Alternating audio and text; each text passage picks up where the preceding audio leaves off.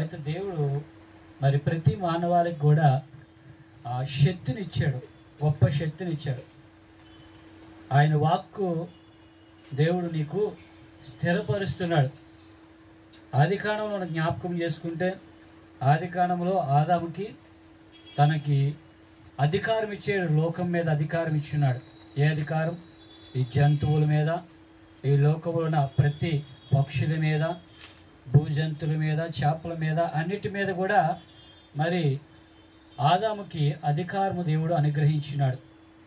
భూమి మీద అంతటి కూడా అధికారం దేవుడు అనుగ్రహిస్తే మనం భూమి మీద అధికారాన్ని కోల్పోయాం. భూమి మీద అధికారాన్ని కోల్పోయాం. ఎందుకు కోల్పోయామంటే దేవుడి మాటకు విధేయుడిగా జీవించకపోవడం వల్ల మనం అధికారాన్ని కోల్పోతున్నాం. యేసుక్రీస్తు గారు చెప్పగానే ఒక ఉపమానం చెప్పారు తప్పిపోయిన కుమారుడి కోసం. తప్పిపోయిన కుమారుడికి మరి మొదట్లో ఉన్నప్పుడు అధికారం ఉంది, చాలా అధికారం. తన తండ్రిని ఎదిరించి తన తండ్రి దగ్గర నుంచి మరి ఆస్తిని సంపాదించుకొని దుర్వ్యాపారం చేసి వ్యాపారంలో అన్నీ పోగొట్టుకొని ఆఖరికి ఎలాంటి పరిస్థితి వచ్చిందంటే పందుల పొట్టు కూడా తినే ఆ పరిస్థితిలోకి వచ్చింది. ఎందుకు? అంత కరువులోకి వెళ్ళిపోయాడు. దేవుడికి దూరంగా వెళ్ళిపోతే మనం ఏ పరిస్థితిలోకి వెళ్తామంటే కరువు పరిస్థితిలోకి వెళ్తాం. తండ్రి దగ్గర నుంచి దూరం వెళ్ళిపోతే కరువు పరిస్థితి మనకు వస్తుంది. దేవాది దేవుడి దగ్గర నుంచి దూరం వెళ్ళిపోతే మనకి మిగిలేది కరువు తప్ప ఇంకేం ఉండదు. మరి ప్రభువులో ఆనందించండి అని చెప్పారు, కానీ ఈ లోకమునందు ఆనందించమని మరి పరిశుద్ధాత్మ దేవుడు ప్రభువు వారు చెప్పలేదు.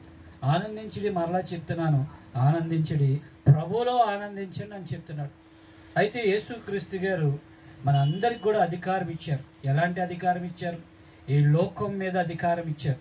రండి లూకాసు వార్త 9వ అధ్యాయంలోకి మనం వెళ్ళినప్పుడు అక్కడ ఆయన శిష్యులను పిలిచి ఆయన శిష్యులకు అధికారం ఇవ్వడం చూస్తున్నాం.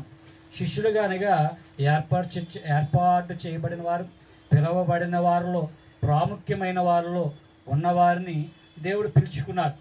అపోస్తులుగా పిలువబడిన వారు 12 మంది, లేకపోతే ఇంకా శిష్యులుగా పిలువబడిన ఆయా పరిస్థితుల ప్రకారంగా ఒక్కొక్కసారి 50 మంది, 100 మంది, 150 మంది అనేకమైన వ్యక్తులను ఆయన శిష్యులుగా చేరి ఉన్నారు.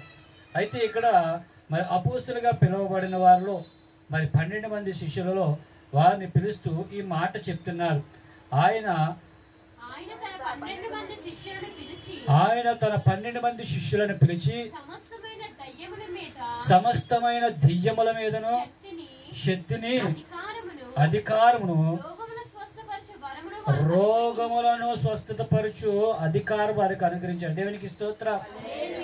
ఈరోజు మన అందరికీ భయమే. ఏంటి అంటే భయం? దెయ్యం అంటే భయమే. చీకట్లో అసలు బయటికి వెళ్ళాలంటే అమ్మో చాలా కష్టమే.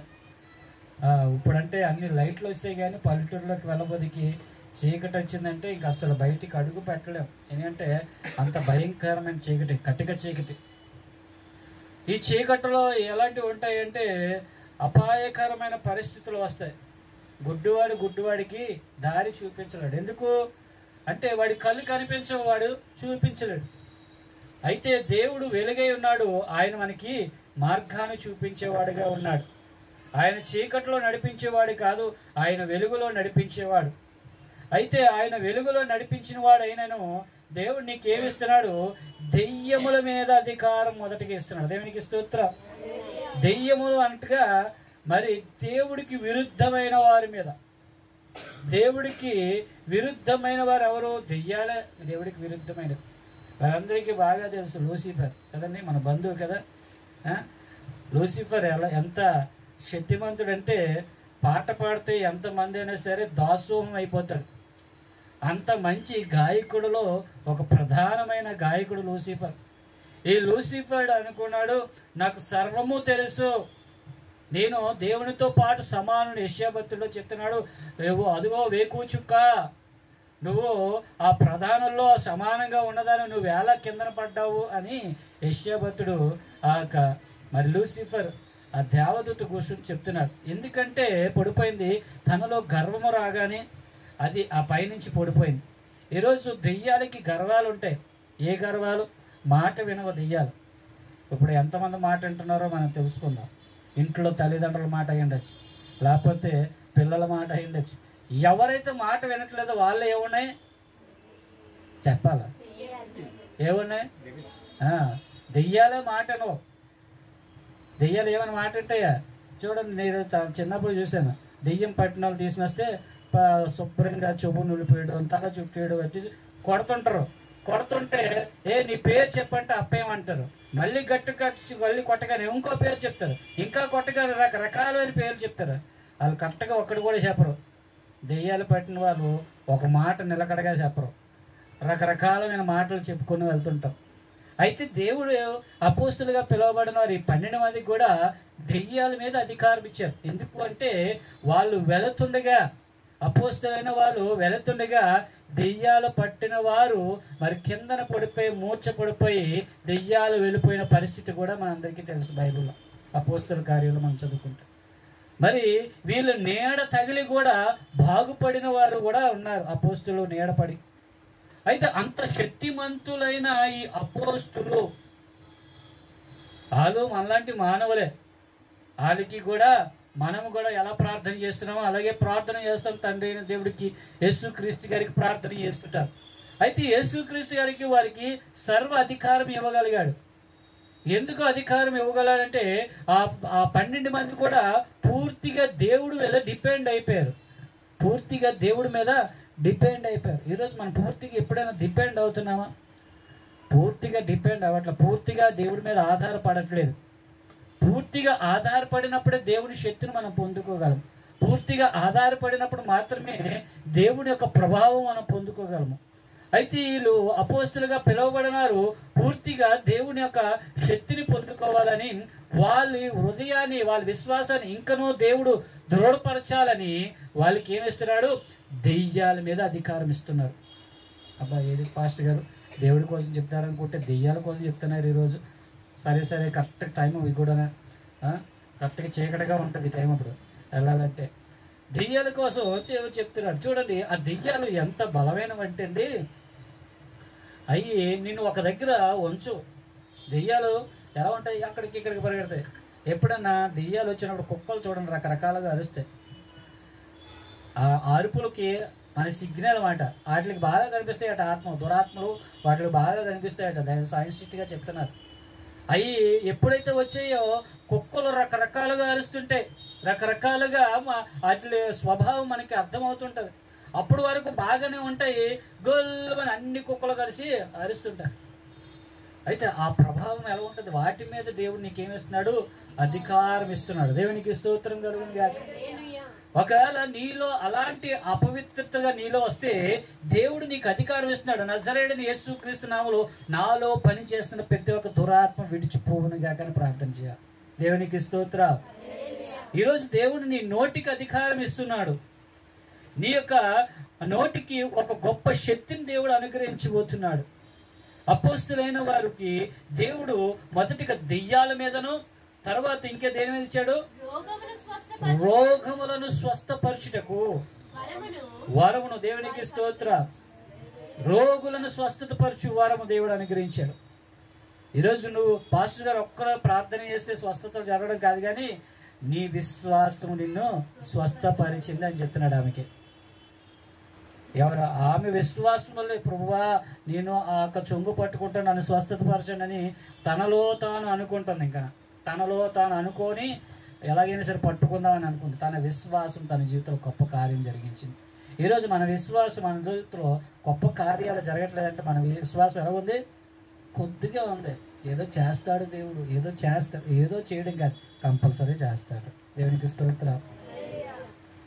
మనకి దేవుడు దెయ్యాల మీద, రోగాల మీద కూడా అధికారం ఇచ్చిన్నాడు.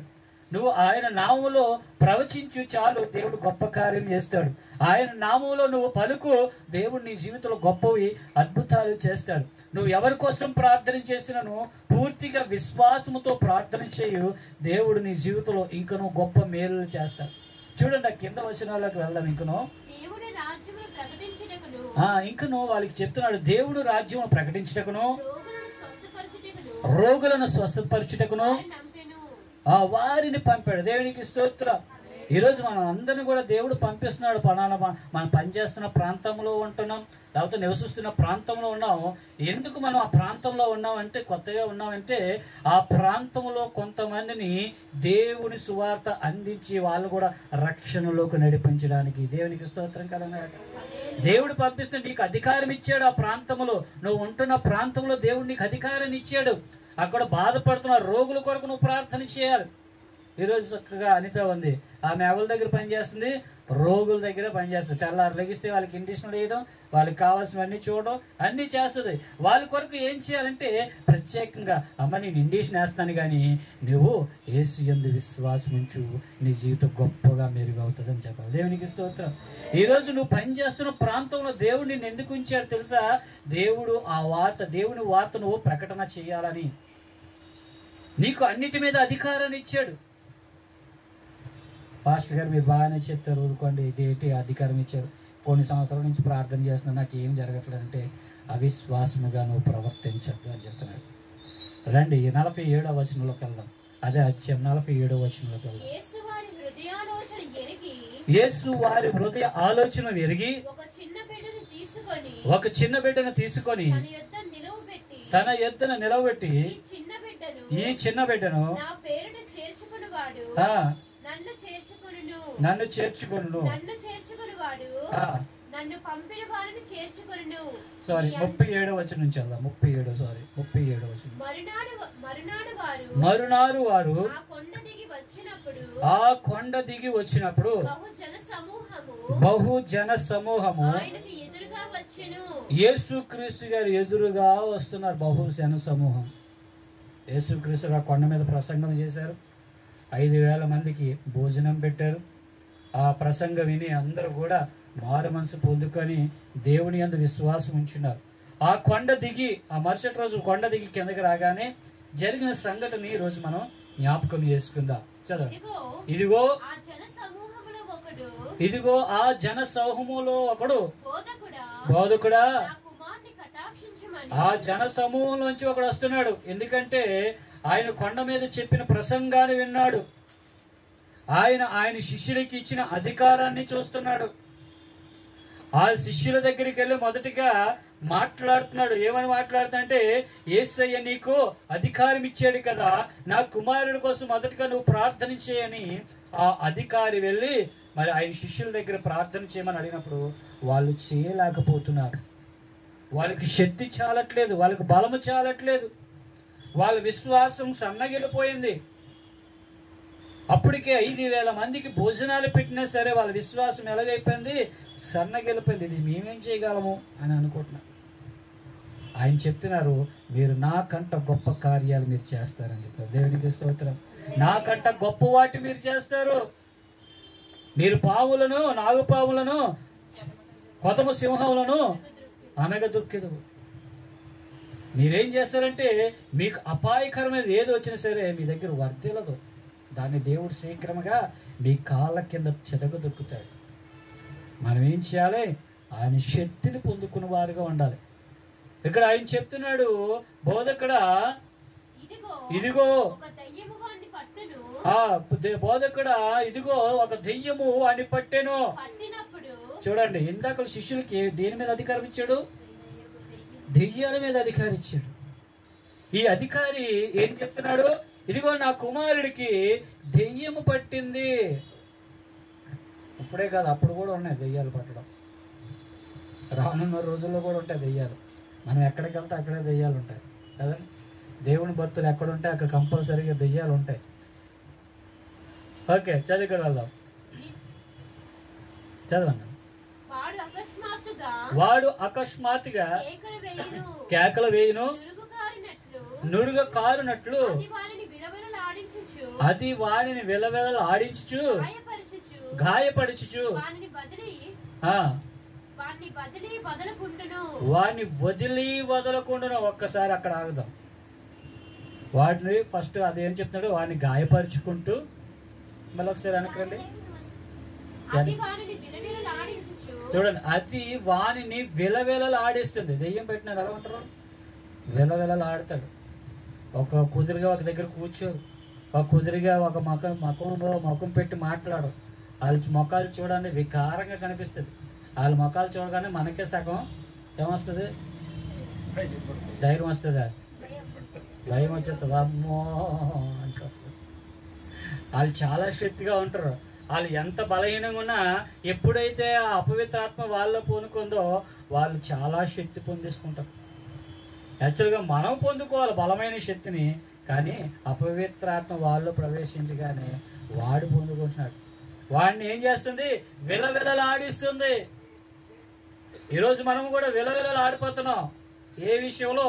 అనేకమైన రకాలైన విషయాలలో విలవిలలాడిపోతున్నాం. బయటికి చెప్పుకోలేక విడవలలాడిపోతున్నాం, ఉండలేక విడవలలాడిపోతున్నాం. ఇక్కడ ఆ దెయ్యం పట్టిన వాడు ఏం చేస్తున్నాడు? విలవిలలాడిపోతున్నాడు. వాడు గాయపరుస్తున్నాడు అందరినీ. ఏం చేస్తున్నాడు?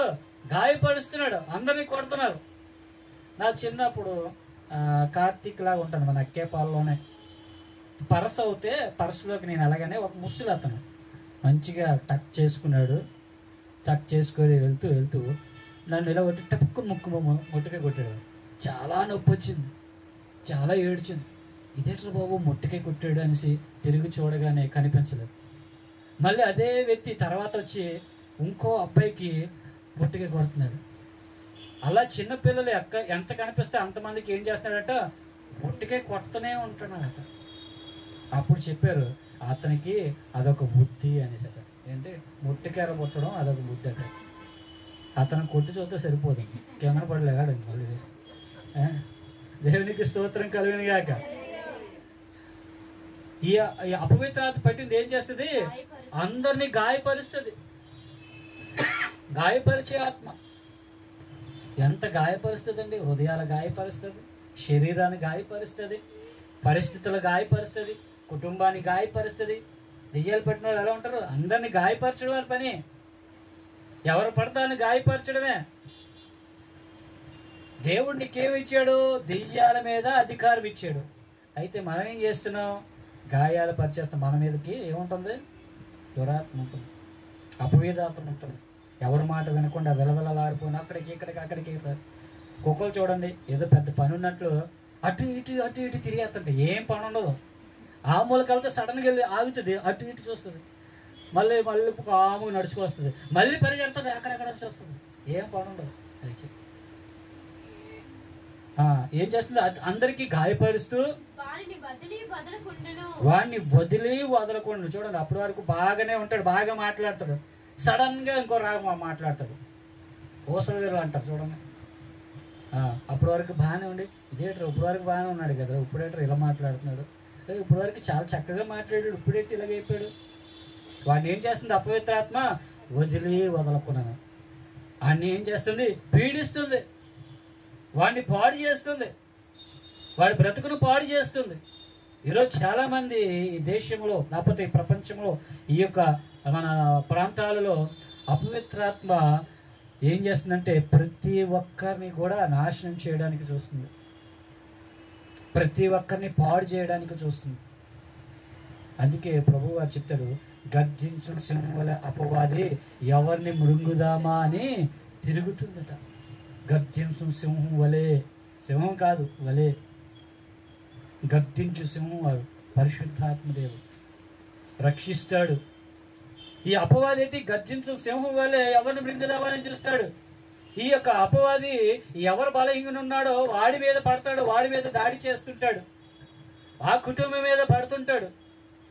ఈ యొక్క అపవాదిని మీద దేవుడు ఏం చేశాడు? నీకు అధికారం దేవుడు నీకు ఇచ్చాడు. అలాంటి అపవాది పడుతున్న ఆత్మలను నువ్వు ఏం చేయాలి? యేసుక్రీస్తు నామములో బంధించాలి. రోగులను యేసుక్రీస్తు నామములో స్వస్థత పరచాలి. ప్రశాంతత లేని వారికి యేసుక్రీస్తు నామములో కుటుంబాల ప్రశాంతత కలిగించే విధముగా ప్రార్థన చేయాలి. నిజంగా చెప్తారు, నా యవనస్తులకి హృదయపూర్వక వందనాలు చెల్లిస్తున్నా. ఉదయకాల సమయంలో లేచి ఎంతగా ప్రార్థన చేస్తున్నారు. గొప్ప కార్యాలు జరుగుతున్నాయి సంఘంలో. దేవునికి మహిమ కలుగును గాక. గొప్ప కార్యాలు జరుగుతున్నాయి. వాళ్ళు చేసిన ప్రార్థనకు ప్రతిఫలం మనం చూస్తాం. ఒకరోజు ఒక అద్భుతం చూస్తాం మనం. వాళ్ళు చేసిన ప్రార్థన ఒక గొప్ప ఆయుధముగా మారబోతుంది సంఘంలో.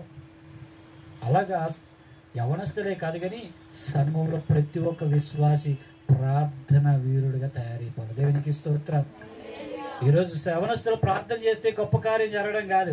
రెబెక్క గారు ప్రార్థన చేశారనుకోండి, వాళ్ళ ఇంట్లో గొప్ప కార్యం జరిగిపోవాలి. రేపు నళిని గారు ప్రార్థన చేశారని వాళ్ళ ఇంట్లో ఒక నూతనమైన కార్యం జరిగిపోవాలి. మన ప్రార్థన ఎలా ఉండాలి? గొప్ప కార్యాలు చేసే విధముగా ఉండాలి. ఇదిగో నా యందు మీరు ఉన్నప్పుడు ఏమి కావాలో అది అడగండి, నేను మీకు ఇస్తాను. మీరు సూర కార్యములు మీ ద్వారాగా నేను జరిగిస్తానని చెప్తున్నాడు. మీరు ఊరక నిల్చుంటే చాలు అని చెప్తున్నాడు. దేవునికి స్తోత్రం కలంగా. కాబట్టి మనం ఏం చేస్తాం? ఊరక నిల్చుండవు. శత్రువుని చూసి భయపడిపోతున్నాం, శత్రు సమూహాన్ని చూసి భయపడిపోతుంటాం, అపవాదిని చూసి భయపడిపోతుంటాం. వాళ్ళందరికీ తెలుసు గిద్యోను ఆ శత్రువుని చూడగానే గిద్యోనికి చాలా భయం వచ్చేసి, నమ్మో వాళ్ళు అంత హైట్ ఉన్నారు, వాళ్ళతో మనం ఫైట్ చేయలేమని అనుకుంటాడు. కానీ నువ్వు నిలబడి చాలు, నేను కార్యం చేస్తాను. ఒక్క కత్తి వాడలేదు, ఒక ఈటి వాడలేదు, కానీ అక్కడ దేవుని స్తుతించారు. ఒక దివిటి పట్టుకొని, ఒక కొండ పట్టుకొని దేవుని స్తుతించారు. అంతే. ఆ ప్రతి ఒక్క విరుద్ధమైన ప్రతి ఒక్క సైన్య సమూహాన్ని దేవుడు వాళ్ళ నాశనం అయిపోయేలాగా దేవుడు దయచేశాడు. దేవునికి స్తోత్రం. దేవుడు అంటున్నాడు, నువ్వు నించో, నీకు నేను అధికారం ఇస్తున్నాను. నువ్వు నించో, నీకు అధికారం ఇస్తున్నాను. నువ్వు ఉంటున్న ప్రాంతంలో నించో, నువ్వు ఎక్కడికి పారిపోసలేదు. నువ్వు ఉంటున్న ప్రాంతంలో నువ్వు ఉంటే చాలు, నేను కార్యాలు చేస్తాను. నీ ద్వారాగా కార్యాలు జరిగించేవాడిగా ఉన్నాను. నువ్వు ఎక్కడికి వెళ్ళవసరం లేదు. నీ జీవితంలో గొప్ప కార్యం చేస్తానని చెప్తున్నాడు. చూడండి, అతని కోసం చెప్తున్నాడు. చదువుకున్నాడు, దానిని వెళ్ళగొట్టుడని. చూసారా, ఎవరిని వేడుకున్నాడు? మొదటగా అధికారి శిష్యులను వేడుకున్నారు. కానీ శిష్యులకి దేవుడు ఏం చెప్పాడు? మీరు దెయ్యములను వెళ్ళబడతారు, మీరు స్వస్థత చేస్తారు, వాటన్నిటి మీద మీకు అధికారం ఇస్తున్నానంటే వాళ్ళు ఏం చేశారు? వెళ్ళగొట్టలేకపోయారు. ఈరోజు మనం కూడా శత్రువుని చూసి భయపడిపోతున్నామేమో. మనం కూడా ఏం చేస్తున్నాం? మన ప్రార్థన ఎంత చేస్తున్నాం? అయ్యో నా ప్రార్థనకి ఏం జరగట్లేదు, నా ప్రార్థనకి ఏం జరగట్లేదు. ప్రార్థన సపోర్ట్ కావాలి. నిజమే, ప్రార్థన సపోర్ట్ అందరికీ కావాలి. అయితే నీ ప్రార్థన మొదటిగా ప్రాముఖ్యము. నీ ప్రార్థనే ప్రాముఖ్యము. విశ్వాసి కలిగిన ప్రార్థన ఆ రోగిని స్వస్థపరచును. విశ్వాస సహితమైన ప్రార్థన. ఎవరైతే విశ్వాస సహితమైన ప్రార్థన కలిగి ఉంటారో, నువ్వు ఏ రోగి కోసం ప్రార్థన చేస్తున్నావో, ఏ అపవాది కొరకు ప్రార్థన చేస్తున్నావో, ఎలాంటి పరిస్థితి కొరకు ప్రార్థన చేస్తున్నావో, నీ విశ్వాస సహితమైన ప్రార్థన అది గొప్ప కార్యాలు చేసే విధంగా ఉంటుంది. దేవునికి స్తోత్ర. ఆయన శిష్యుల దగ్గరికి వచ్చారు. అదిగో నాయనా బోధకుడా, నీ శిష్యుల దగ్గరికి వచ్చాను, ఈ యొక్క అపవాదిని, దెయ్యాన్ని వెళ్ళగొట్టలేకపోయాడు. ఈ అపవాది పడుతున్న ఆత్మని వెళ్ళగొట్టలేకపోయాడు. నా కొడుకుని ఎవరు కాపాడుతారు? అందుకని నేను అడుగుతున్నాను. చూడండి, అక్కడ మంచి బాట రాయబడుతుంది. చదువుకోలేదు. వారి చేత కాలేదని మొర్ర పెట్టుకుంటాడు. దేవునికి స్తోత్రం. అంత అపోస్తులుగా పిలువబడిన వారు వాళ్ళ చేత కాలేదట. మనం అనుకోవచ్చు, పాస్టర్ గారు అపోస్తులైన వాళ్ళ దగ్గర అవ్వలేదు, మనం ఏమంటారు అండి, మనం ఏం చేయగలమండి అని అనుకుంటున్నారా? దేవుడు చెప్తున్నాడు, నీకు ఆవగింజంత విశ్వాసం ఉంటే చాలు. ఈ ఆవగింజంత విశ్వాసం ఉంటే చాలు, గొప్ప కార్యాలు నీ ద్వారాగా జరిగిస్తాడు. దేవునికి స్తోత్రం. నీ విశ్వాసం పెద్దది అవసరం లేదు, చిన్న విశ్వాసం చాలు. చిన్న విశ్వాసం, చిన్న రోజే విశ్వాసము స్వస్థపరిచింది. చూడండి, అక్కడ మాట్లాడుతున్నాడు, అని యొక్క అపోస్తులను పిలిచాను, వాళ్ళు వెళ్ళగొట్టలేకపోయారు, వాళ్ళు బాగు చేయలేకపోయారు అని నీ దగ్గరికి నేను తీసుకొని వచ్చాను. చదవండి. అందుకు యేసు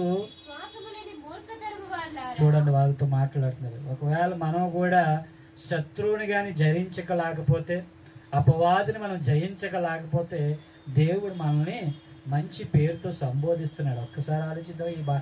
ఈ సంబోధన మనకే అనుకుందాం. నువ్వు జయించట్లేదా?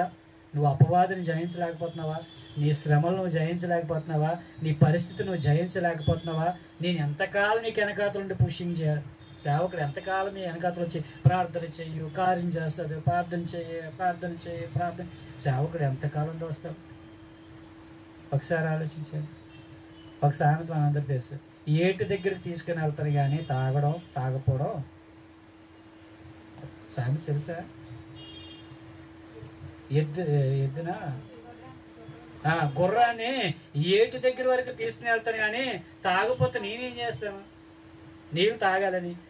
అలాగే సేవకుడు ప్రార్థన వరకు పంపిస్తాడు, కానీ ప్రార్థనలోకి పంపిస్తాడు. ప్రార్థన చేయడం అనేది మీ వంతు వ్యక్తిగతమైన ప్రార్థన. వ్యక్తిగతమైన ప్రార్థన మీకు కావాలి. కుటుంబ ప్రార్థన అనేది కావాలి. సహవాస ప్రార్థన అనేది కావాలి. ఇద్దరు ముగ్గురు నా నామములో ఎక్కడైతే ఏకీవిస్తారో వారి మధ్య నేను ఉంటాను అని చెప్పినాడు. ఈరోజు ఇద్దరు ముగ్గురి కంటే ఆయన సన్నిధిలో కోరుకున్నాం. కుటుంబంలో ఇద్దరు ముగ్గురి కంటే మనం కోరుకుంటాం, సహవాసంగా కోరుకుంటాం. మన ప్రార్థన దేవుడు గొప్ప కార్యం చేసేస్తాడు. ఎవరు వెలగొడతారు, ఎవరు అడగొడతారు అని అడిగితే అప్పుడు దేవుడు మంచి బహుమానం. చూడండి, ఒకవేళ అల్ప విశ్వాసం కానీ అవిశ్వాసం కానీ మనలో ఉంటే ఇది దేవుడు నాతోనే మాట్లాడుతున్నాడు అని తీసుకుందాం. చదువుదాం. విశ్వాసము లేని మూర్ఖపు తలవములారా, నేనెంతకాలం మీతో ఉండి మిమ్మల్ని సహిస్తాను, నీ కుమారుని ఇక్కడ తీసుకొని రమ్మని చెప్పాను. దేవునికి స్తోత్రం. మూర్ఖపు తలవారా, దేవుడు మనల్ని ఏంటంటున్నాడు? మూర్ఖపు మనుషులను పెడుతున్నాడు. అంతేనా? అంతేనా? ఏమని పెడుతున్నాడు? కొంతమంది మూర్ఖులు ఉంటారా, ఉండరా? మనం ఎడ్డు అంటే వాళ్ళు తెడ్డు అన్న వాళ్ళు ఉంటారు. మనం మంచి అంటే వాళ్ళు చెడు చేస్తారు. ఎవరు ఇది చేయకూడదంటే అదే చేస్తారు, అది తినకూడదంటే అదే తింటారు, అక్కడికి వెళ్ళకూడదంటే అక్కడికే వెళ్తారు. మూర్ఖపు మాటలు, మూర్ఖపు చేష్టలు, మూర్ఖపు అలవాటులు. మూర్ఖపు అలవాట్లు మనకు ఉండకూడదు. ఉంటే దేవుడు ఏమంటాడు? మూర్ఖపు తరములారా, మూర్ఖముగా ప్రవర్తిస్తున్న జనులారా, నేను ఎంతకాలం మీ దగ్గరికి వచ్చి మిమ్మల్ని ప్రోత్సహిస్తాను, సహిస్తాను, మిమ్మల్ని సహిస్తున్నాను, ఇంకా సహిస్తున్నాను. దేవుడు మనల్ని కృపతో మనల్ని రక్షించాడు. దేవునికి స్తోత్రం. దేవుడు మనల్ని ఎలా రక్షించాడు? కృపతో. చెప్తానే, గట్టిగా చెప్తావా? ఆయన మనల్ని కృపతో రక్షించాడు. కృపగల దేవుడిగా మనతో ఉన్నాడు. మనం ఏం చేయాలంటే విశ్వాస సహితమైన ప్రార్థన చేయాలి. విశ్వాస సహితమైన ప్రార్థనలు మనం ఉండాలి. నీ నామములో ప్రార్థన చేస్తే ప్రతి శత్రు సమూహము అక్కడ నిలిచిపోతారు. నీ దగ్గరికి రారు, నీ ఇంట్లోకి రారు, నీ యొక్క ఈ గదిలోకి రారు, నీ మీద ఒత్తిడి చేయరు నువ్వు ప్రార్థన చేస్తే. నేను కూడా మంచి వర్కులు చేస్తున్నప్పుడు చాలా ఒత్తిడులు వస్తుంటాయి. ఒకసారి నిద్ర పట్టలేని పరిస్థితులు వస్తుంటాయి. అయితే నేను ఒకటే చేస్తాను, ఎప్పుడైతే నిద్ర పట్టలేని పరిస్థితి వచ్చిందో అప్పుడే మోకాల మీద ఎక్కువసేపు ప్రార్థన చేస్తాను. ఎప్పుడైతే ఎక్కువసేపు ప్రార్థన చేశానో వెంటనే ఆ సమస్య ఎలాగొచ్చిందో అలాగే పోవడం నేను గమనిస్తాను. దేవునికి స్తోత్రం. ఎలా వచ్చిందో అలాగే సమస్య పోతుంది. అయితే నీ ప్రార్థన నిన్ను శక్తిగా మార్చాలి. శక్తి పడే వ్యక్తిగా నీ ప్రార్థన మార్చాలి. ఈరోజు దేవుడు నీకు అధికారం ఇచ్చాడు కదా. దేవుడు నీకే